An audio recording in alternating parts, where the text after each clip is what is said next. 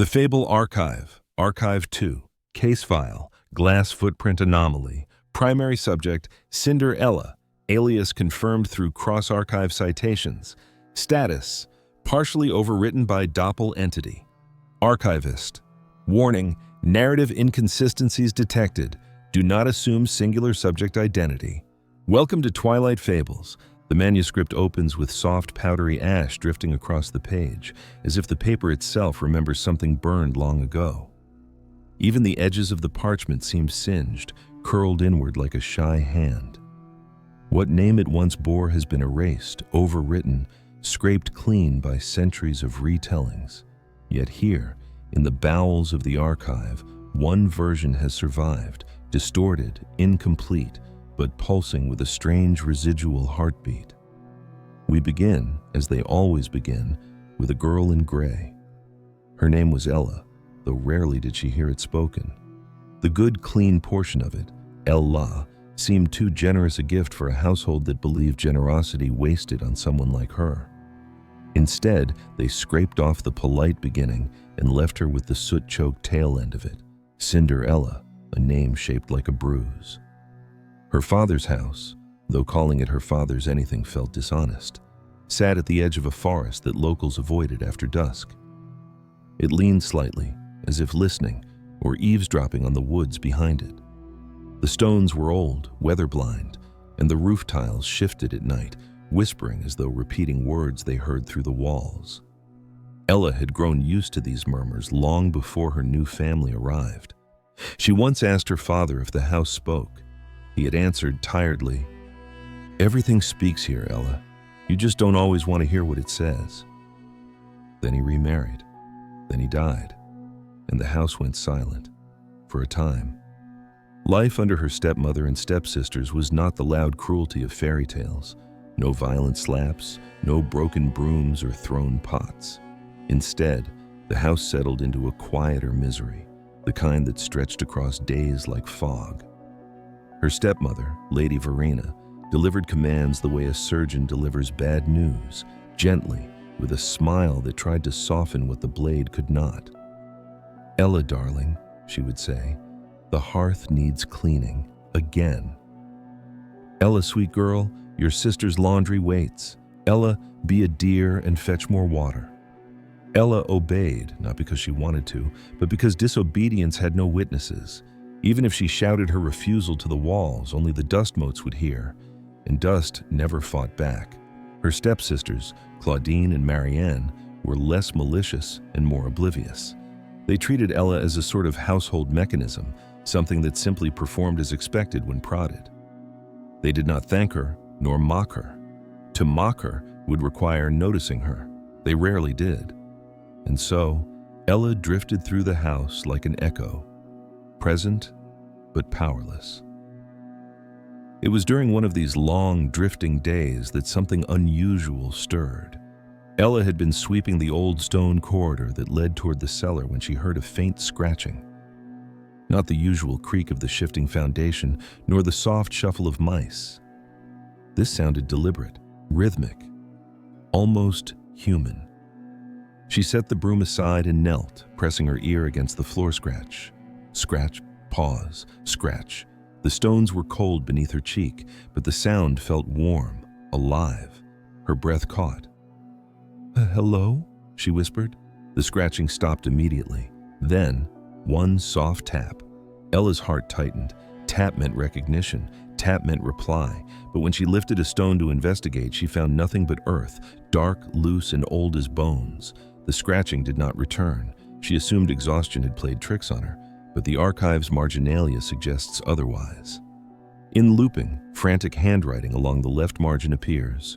"Do not trust the stones. They remember feet, both of them, too well." The handwriting does not match Ella's, nor anyone else known to the manuscript.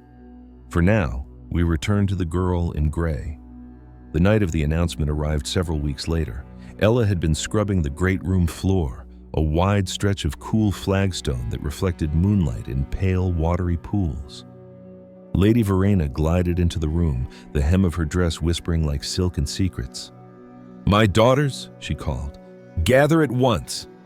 Claudine stumbled in first, half-dressed, hair pinned in a haphazard halo.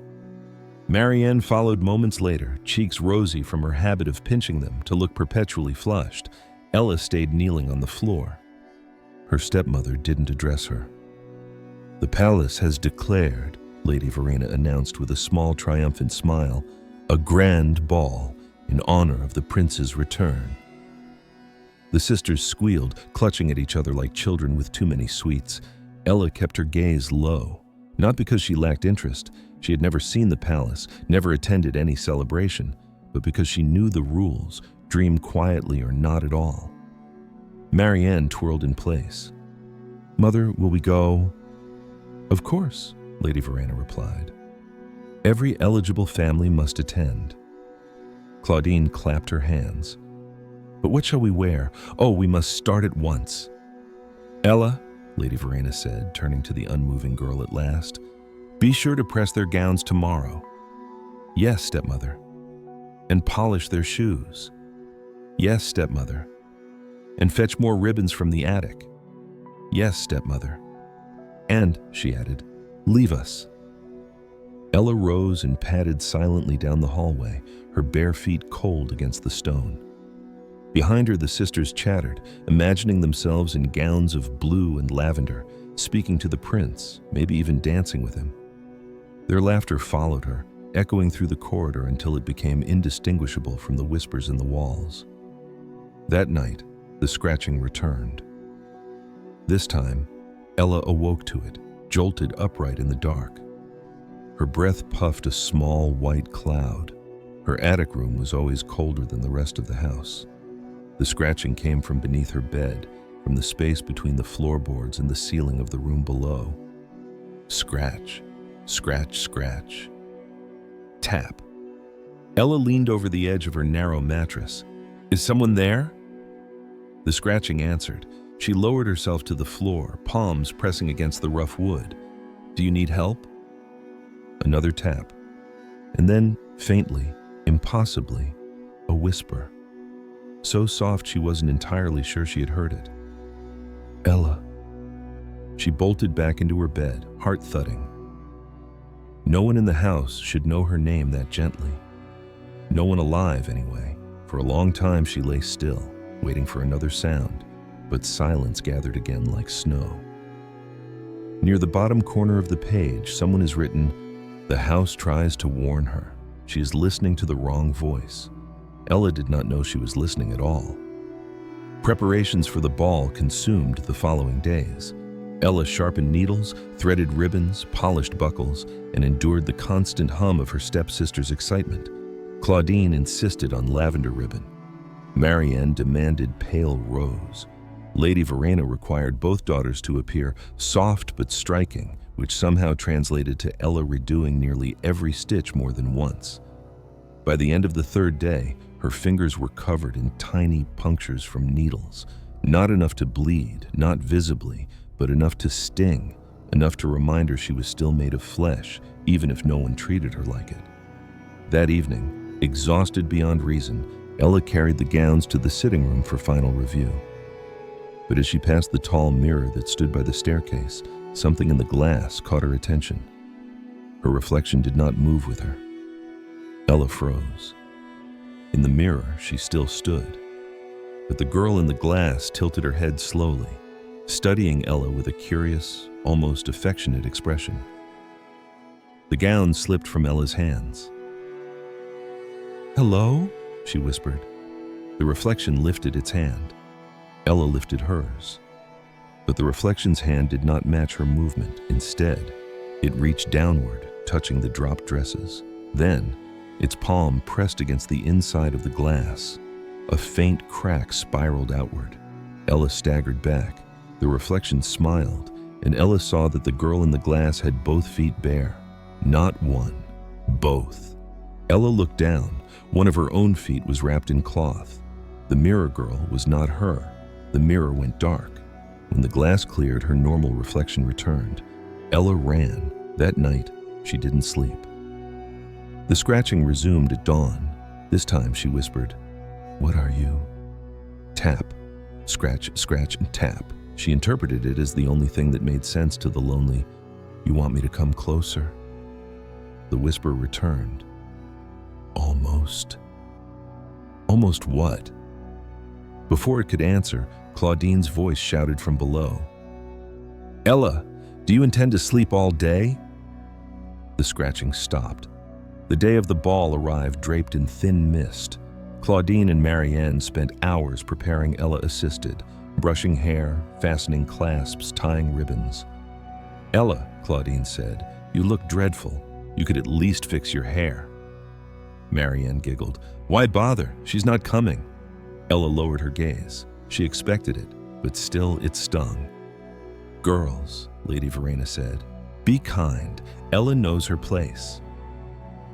They left in the carriage. Ella watched until the sound faded.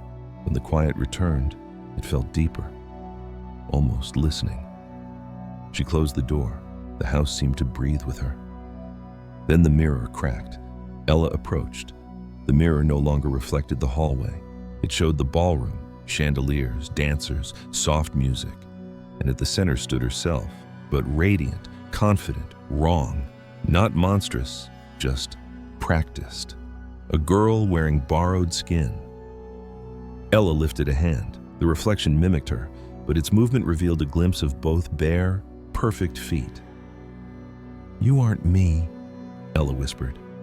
The reflection smiled and stepped forward, not fully, but enough to press against reality. "Stop," Ella said. "Please."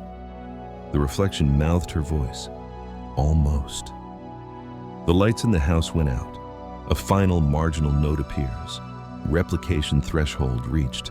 She should have run. The mirror flickered. The reflection vanished. But Ella knew it had not gone. Something had awakened, something that had learned her face, something that needed one more thing, one more step, one more foot, the other foot. The house went silent. Ella did not sleep, and neither did the thing in the mirror. The house did not wake with the sun. Ella rose from her narrow bed long before dawn, but the air felt strange. Silenced, expectant, thick with the dust of something unfinished. She moved through her attic room carefully, as though afraid to disturb whatever invisible presence hovered at the edges of the dark. When she touched the floorboards, she expected the familiar cold. Instead, a faint warmth pulsed beneath her palm, as though the wood itself were breathing. Ella snatched her hand back and stood quickly. The mirror downstairs had nearly spoken to her the night before. Mirrors should not speak, and reflections should certainly not step forward, smiling with another woman's confidence. But what haunted her most wasn't the image. It was the word it had whispered so quietly that only exhaustion could have mistaken it for kindness. Almost. Almost what? Almost her? Almost real? Almost through? She dressed quickly, pushing the thought away, but the floorboards pulsed again beneath her feet as she walked, almost alive, almost aware, almost. She didn't finish the thought. The kitchen felt different too.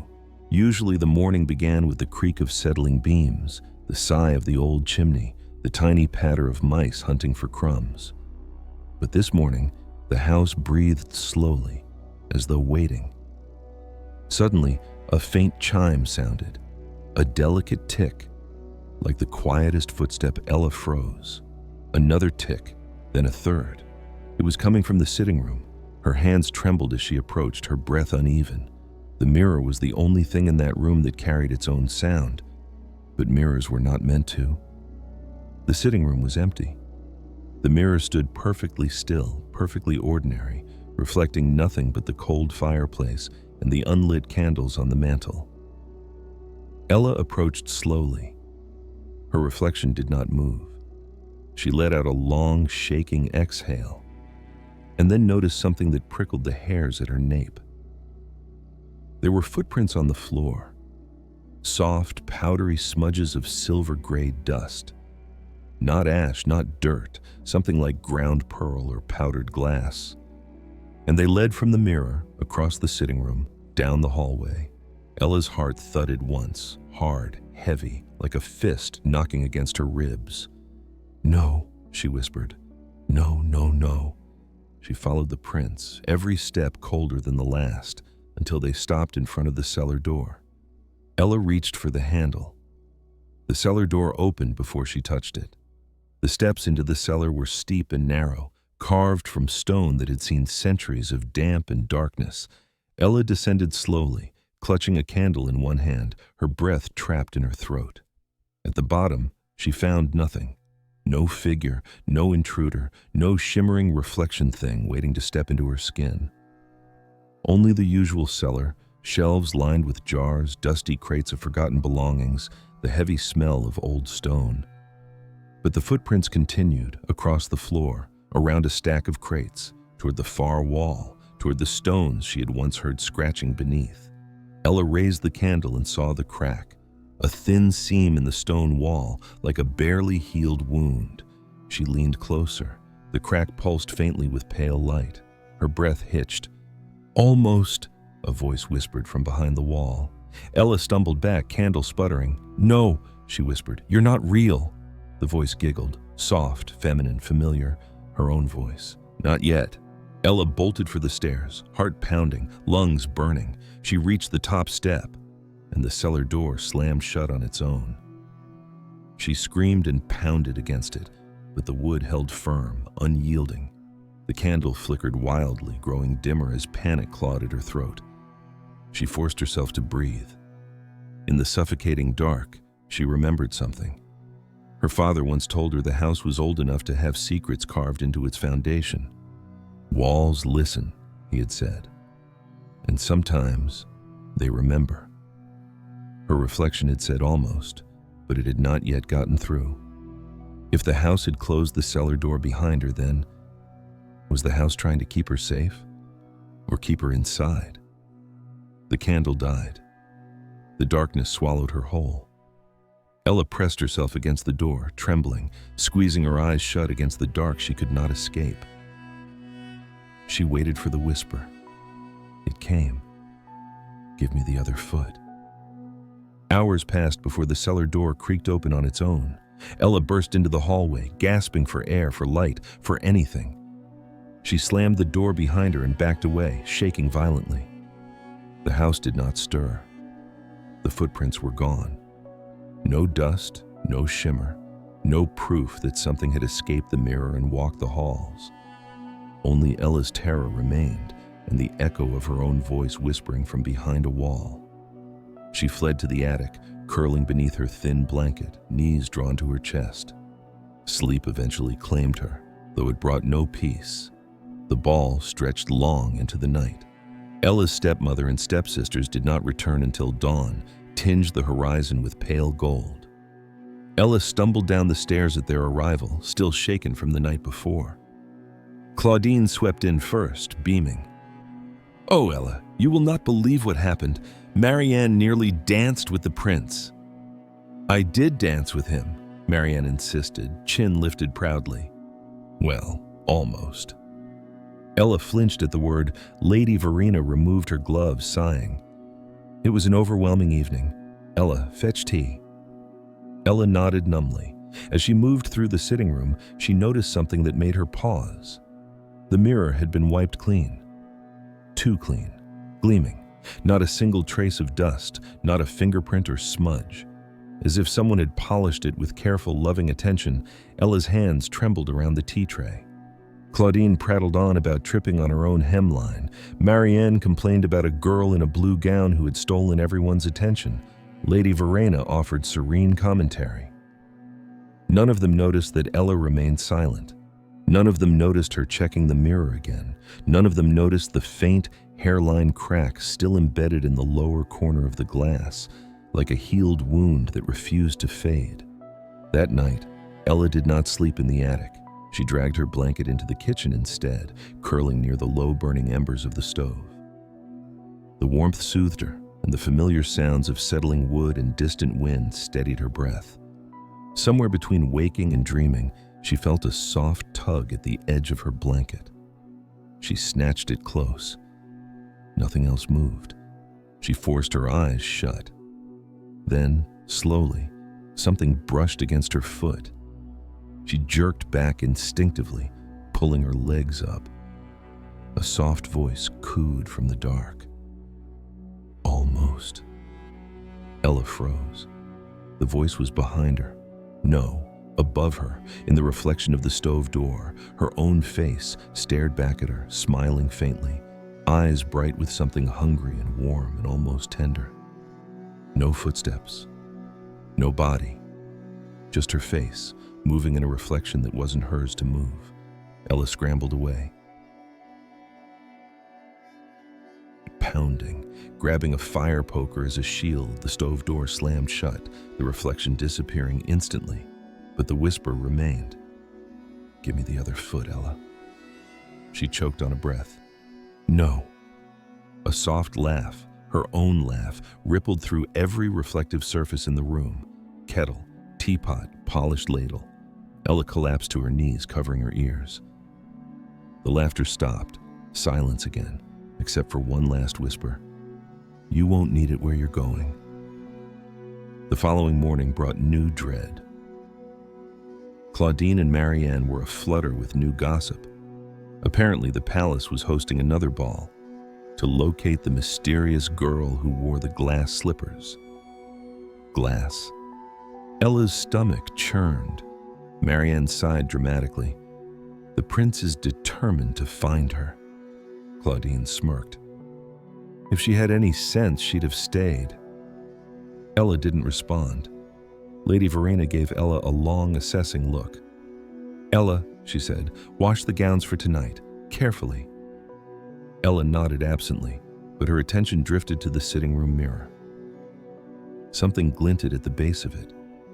A shard. Small, clear, like a chip of glass. Ella knelt beside it, fingertips brushing its sharp, cold surface.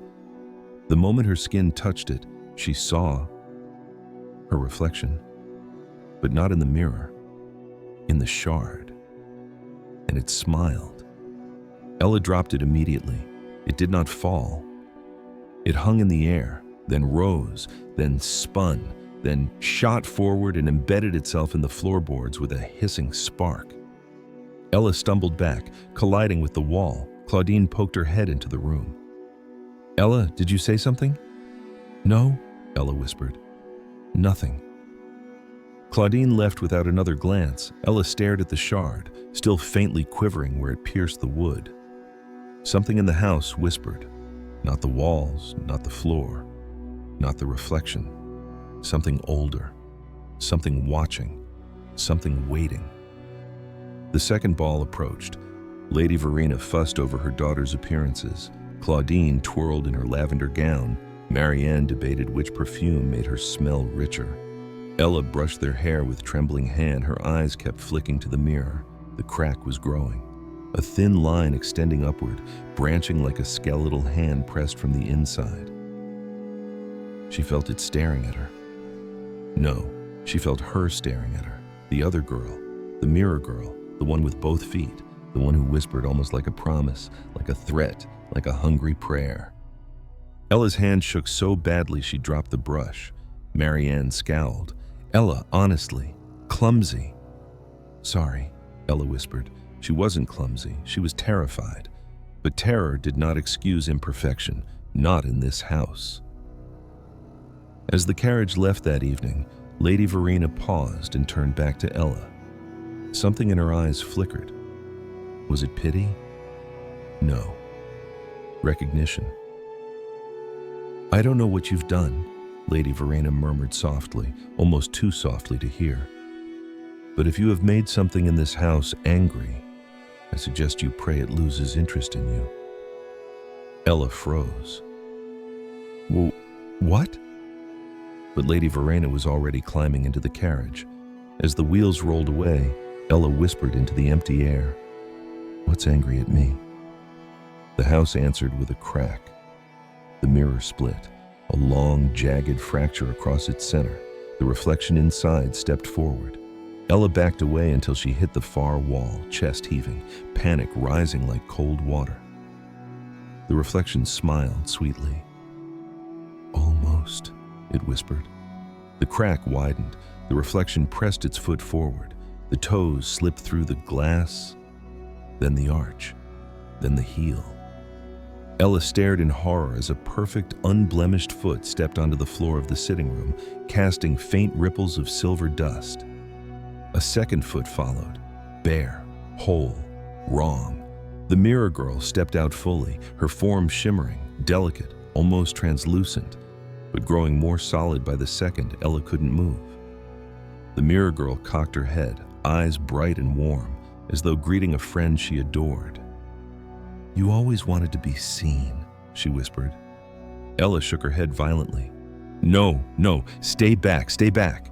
The mirror girl stepped forward, reaching out, born of glass, born of want, born of her, "Give me the other foot," she said gently, lovingly, urgently.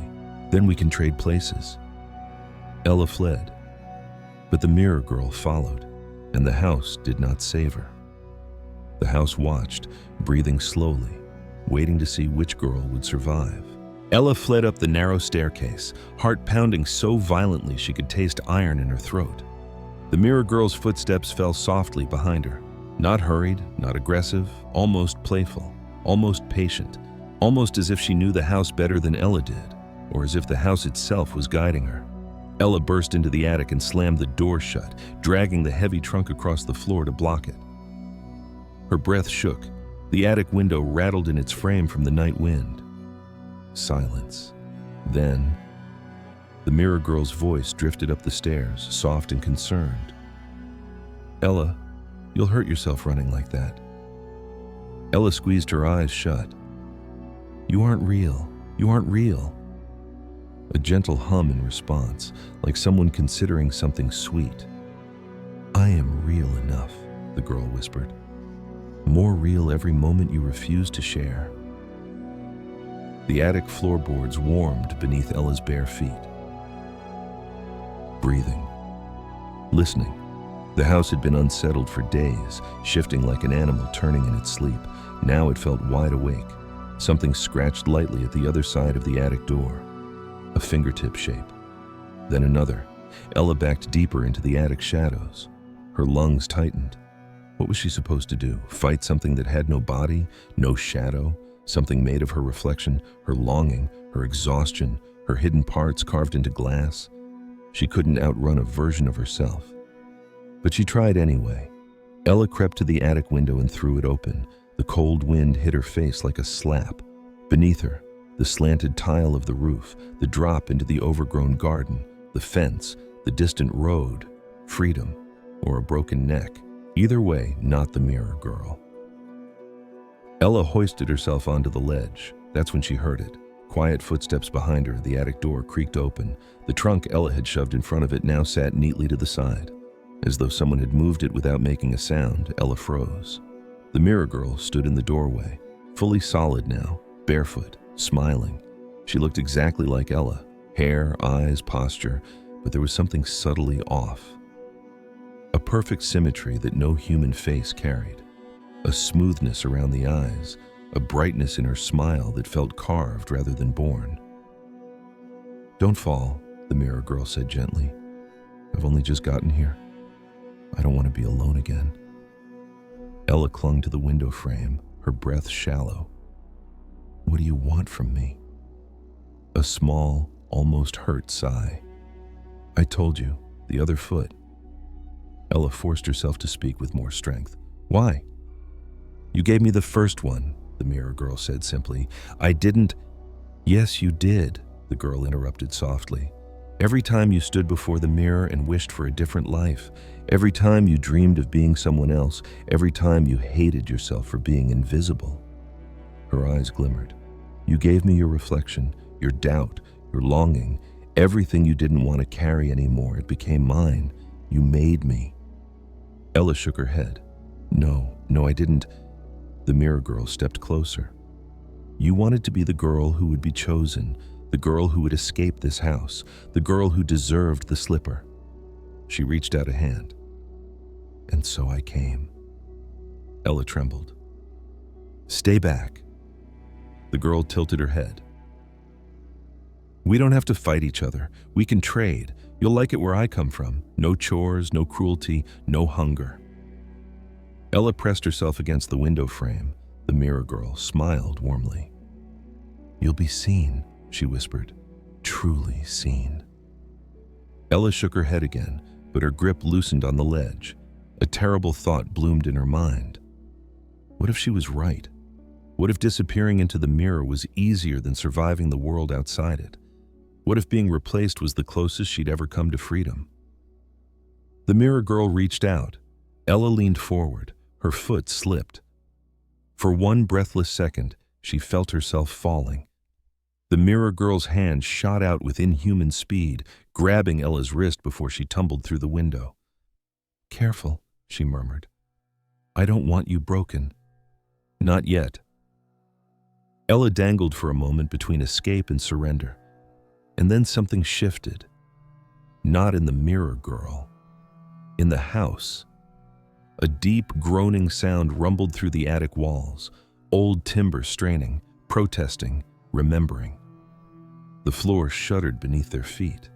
Dust rained from the rafters. The house breathed in sharply, then exhaled, as though the house itself disapproved of the girl made of reflection. The mirror girl looked up sharply, annoyed. "Not now." The attic door slammed shut behind her. Ella took the opportunity. She twisted violently, slipping from the mirror girl's grip, and threw herself back into the attic, collapsing on the floor. The mirror girl steadied herself, looking suddenly furious, an unnatural expression on an otherwise serene face. "You don't get to run from me," she whispered, and the attic mirror, tall, oval, half covered by a dust cloth, began to glow. The girl's voice deepened, echoing strangely. "Do you think you were the first reflection to wake? Ella, Ella, the house remembers every girl who has ever looked into its mirrors and wished to be someone else." Images flickered across the mirror's surface, girls in different eras, each standing before a looking glass, each with a shadow behind them shaped like themselves but not themselves. Ella stared, horrified. This wasn't just her curse, this was the house's history. The mirror girl gestured to the reflection. "All of them wanted out. All of us wanted in." The attic mirror pulsed softly like a heartbeat. Ella forced herself to her feet. "Why me? Why now?" "You are the easiest," the girl said lightly. "So tired, so desperate, so full of cracks." Ella stiffened. The girl smiled gently. "Things slip through cracks." The mirror brightened further. The girl extended her hand again, patient, accepting, certain Ella would eventually take it. "You don't have to stay here," the girl said sweetly. "Give me the other foot, and you may rest." Ella felt the house tremble again. A warning, a plea, a decision. She ran, not for the window, not for the door, for the trunk. She ripped it open, shoving through old papers, moth-eaten clothes, and her father's abandoned belongings, until her fingers closed around something cold and familiar. A glass slipper. The one her stepmother had hidden, terrified the prince might search for more than just the girl who wore it. Ella held it up. The mirror girl's face softened with delight. "There it is. The first foot." Ella tightened her grip. "You want it?" "I want what belongs to me," the girl whispered. Ella stepped backward toward the attic mirror. The girl followed. Closer, closer. Ella raised the slipper and smashed it against the edge of the mirror. The slipper shattered instantly. Glass exploded outward in a burst of glittering shards. The mirror girl screamed, a sharp, glassy sound like something fracturing from the inside. The reflection wavered, flickered. Ella grabbed a broken shard and held it up like a weapon, not to stab, but to force the girl's gaze. The mirror girl recoiled at the sight of her reflection breaking into 7 distorted versions of herself. "No," she whispered. "No, that's not..." The attic mirror cracked, then split straight down the center. The mirror girl screamed again as the light behind her dimmed. "Don't leave me here," she cried. "Ella, we were so close. You promised me." "I promised nothing," Ella choked. The mirror girl lunged, but the attic mirror collapsed inward like a punctured lung, swallowing her scream and sucking the remnants of her form back into the glass world that no longer had a doorway. The mirror frame fell to the floor with a hollow, final thud. Silence. Total. Complete. The house exhaled, slow, relieved. Alive, Ella stood trembling among the fragments, hands bleeding not from cuts but from gripping the shard too tightly. The attic felt lighter, as though something long trapped had finally been ejected, yet not entirely. A faint whisper floated from somewhere inside the mirror frame, a single word, barely audible. Almost. Ella staggered away. Would the mirror girl return one day? Would another reflection wake? Would a new crack form in some other forgotten glass? She didn't know, but she knew something else. She would never look into a mirror again. The next morning, the palace carriage arrived. Ella's stepmother and stepsisters rushed out, breathless with excitement. The royal herald announced that the prince had found the matching glass slipper and sought the girl whose foot fitted perfectly. Lady Verena presented Claudine, then Marianne. Both failed. Then, reluctantly, she gestured toward Ella. Ella sat quietly at the kitchen table, her eyes hollow but steady. She did not want the slipper. She did not want the prince. She wanted peace. But when the herald presented the remaining slipper, beautiful, glimmering, untouched, Ella hesitated. The mirror girl's voice echoed faintly in memory. "Give me the other foot." Ella stared at the slipper, then slowly extended her foot and stopped. The slipper twitched, just barely, as though something inside it were shifting, breathing, waiting. Ella pulled her foot back. "No," she said softly. Lady Verena hissed under her breath. "Do not be foolish, girl. This is your chance." Ella shook her head.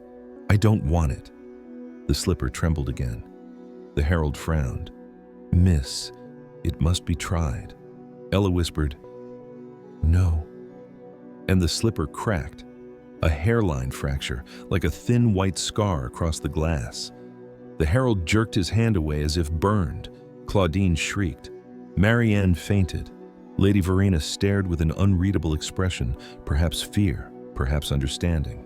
The herald swallowed hard. This slipper is corrupted." He set it carefully back into its velvet-lined box. "We will resume the search elsewhere." The carriage departed in a hurry. Ella watched it go. The house stood silent behind her, watching, listening. Almost, but not quite. For weeks afterward, Ella did not sleep in the attic, nor the kitchen, nor any room with a mirror. She covered them all with cloths, drapes, blankets, anything. The house seemed calmer. At night, she sometimes felt the faintest hum behind the walls. A presence. Not hostile, not gone. Just waiting. One evening, she found a note tucked behind a floorboard in the attic. It was old, its ink faded, its script elegant. A marginal note from some earlier archivist. Case observation, reflection. Entities require an invitation, implicit or spoken. They feed on longing, not flesh. Destroying the conduit disrupts them, but does not annihilate them. Recommend containment. Mirrors in this estate exhibit recurrent anomalies. Monitoring advised. Beneath it, another line. Newer ink written in a hurried hand. If you are reading this, do not trust your reflection. The house cannot protect you from yourself. Ella folded the note and hid it away. As the days passed, she breathed easier, until one night when she passed the hall mirror, cloth-covered, safe, still, and thought she heard a soft voice from beneath the drape, almost. Ella walked on without looking back.